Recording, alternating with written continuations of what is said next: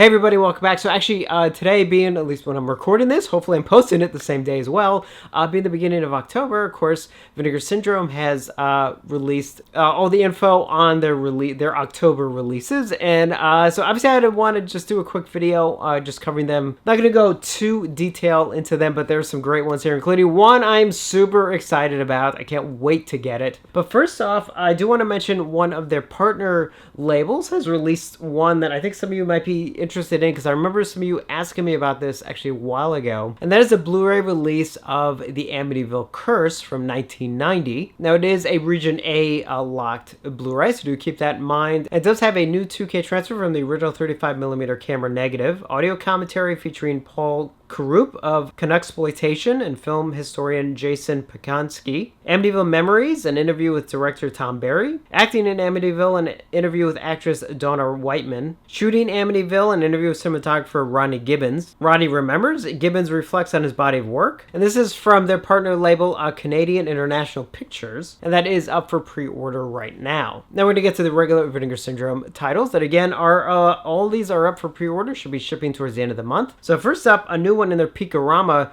line. That's a double feature of Come With Me, My Love, and Satan Was a Lady. It is a region-free Blu-ray, and I do want to mention that for those of you who are still collecting the Peakorama line. Next up is their new VSA title for the month. And this is a made-for-TV film from 1972, and this is the film Moon of the Wolf. Now, this is a Region A locked Blu-ray, so do keep that in mind. It does have a new transfer from the original 35mm inner positive, Cutting Moon interview with editor Richard Halsley, and a commentary track with film historians and authors Amanda Reyes and Daniel Budnick. So something a little different in their VSA line, but still cool nonetheless. Next up, a Blu-ray of the film Blood Delirium from 1988, getting a region-free Blu-ray release with a new transfer from the original camera negative, and it has a new commentary track with film historians Eugenio Ercolani and Troy Howarth, Gerard's Delirium, and a brand new interview with actor Marco Di Stefano, Killer's Muse, a brand new interview with actress Bridget Christensen, Once Upon a Time in the Italian 80s, brand new interview with assistant director Corrado Colombo, as well as an alternate Italian front and end titles, original theatrical trailer in English, and that is one I've not seen in a while. In fact, last time I saw it was DVD, maybe? It was a while ago, so I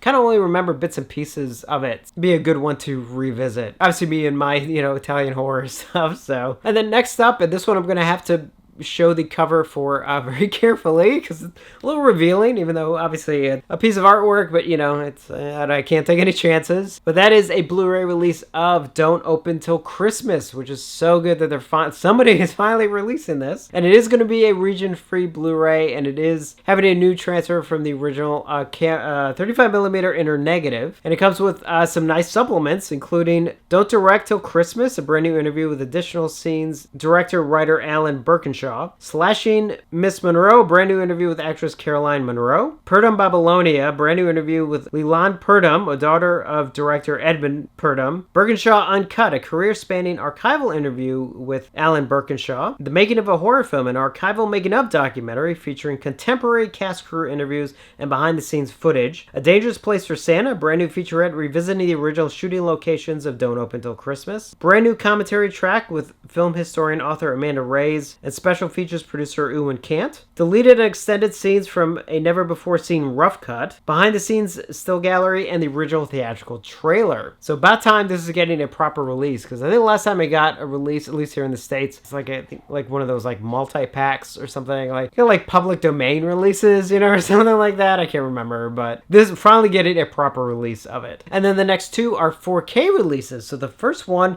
this is the one that really surprised me the most, is a Paul Naschy film coming in 4K of the Werewolf versus Vampire Woman. I knew they were doing a Paul Naschy film, I wasn't sure which one, but I just thought it was just going to be a Blu-ray, not a 4K release. So indeed, it is going to be 4K, and it's going to have also a region-free Blu-ray, a new transfer from the original camera negative. So it's going to have 3 cuts of the film. This is interesting. So It's going to have the international export nude version with the original Spanish language soundtrack and newly translated English subtitles as well as an English dub. Its Spanish clothed version on Blu-ray only with its original Spanish language track, and its Spanish nude integral version, Blu-ray only as well, with its original Spanish language soundtrack. Now obviously the international one is kind of the only one I'm interested in, so I'm happy that is on the 4K release. But it is kind of funny that it actually has 3 different versions of the film. Not sure I'm interested in the clothed one though.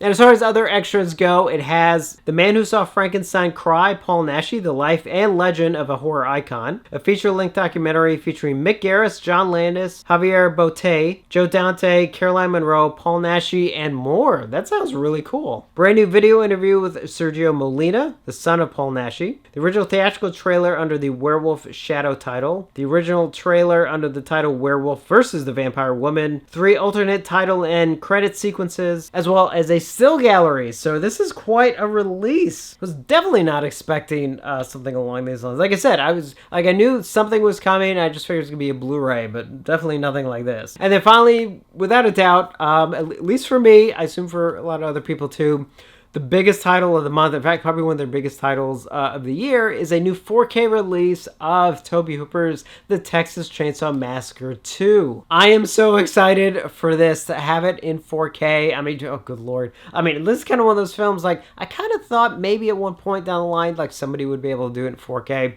But the fact that it's Vinegar Syndrome, I mean, I'm just like, over the moon excited for it.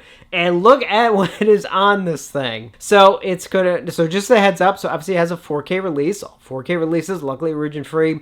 The included Blu-ray though is gonna be region A locked. So for those of you outside of the US, just to keep that in mind. Has a brand new 4K transfer from the original 35mm camera negative. And it is gonna be in its original theatrical stereo audio. Thank you for that. Although I wouldn't mind actually if there was a new mix to go, like a Atmos mix, you know, as an additional option. I think the sound mix on this is actually pretty fun, but doesn't matter. It's got the original theatrical mix. That's all I care about, basically. So then what I like about the extras here, which I'm going to go over in just a second, is the fact that it's a mix. It's got a lot of new stuff, which I absolutely love, and it carries over a lot of previously released stuff as well. I mean, this thing is just packed. So let's just dive right into it. So it has a brand new audio commentary with film critic Patrick Bromley, and then some archival commentaries, including one with director Tobe Hooper, and a commentary track with Bill Moseley, Caroline Williams, and Tom Savini. Commentary with director of photography Richard Corus, production designer Kerry White, script supervisor Laura Kumis, and property master Michael Sullivan. And then we got some new interviews, including The Saw and Savini, a brand new interview with Tom Savini. Stretch Lives, a new interview with actress Caroline Williams. Serving Tom, a brand new interview with effects artist Gabe Bartolos. Remember the Alamo, a new interview with actor Kirk Sisko. Texas Bloodbath, a new interview with special makeup effects artist Barton Mixon. Tahai Yuppie Scum, a new interview with actor Barry Kenyon. Leatherface Revisited, a brand new interview with actor Bill Johnson. And Beneath the Battleland, Remembering the Lair, a brand new featurette with actors Caroline Williams, Barry Kenyon, Bill Johnson, and Kirk Sisko. And then a lot of this other stuff is ported over, and there's just, oh god, there's a ton here, including never before seen extended interviews with Tobe Hooper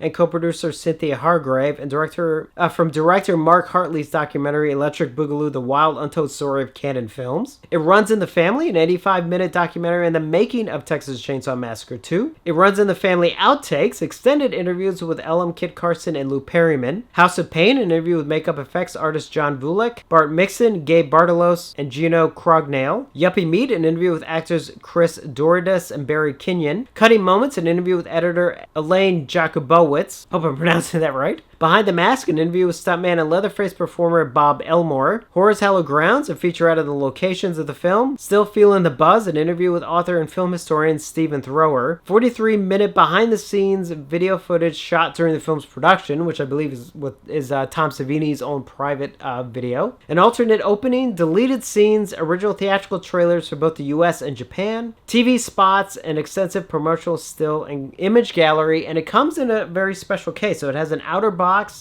case which has this new artwork, which you can see here's one side and here's the other, and then underneath it then has a slipcover over the Blu-ray, which has the original artwork on it. Looks like the original teaser poster on one side and then the theatrical one sheet on the other. I am so excited for this. God, I've been waiting for this ever since they announced it, like, you know, I think like towards the end of last year, if I remember correctly. I was like, oh my god, I can't wait for that. God, it seemed like it was so far off, and now we're just a couple weeks out. So a lot here I'm looking forward to getting when my order comes in. Obviously, Texas Chainsaw Massacre 2. Oh man, I can't wait to pop that in. I know I'm repeating myself here, but I just wanted to cover these real quick since they were announced, and obviously it's kind of a fun way to kick off October. So definitely let me know your thoughts on these, and as always, thank you for watching, and I will see you on the next one.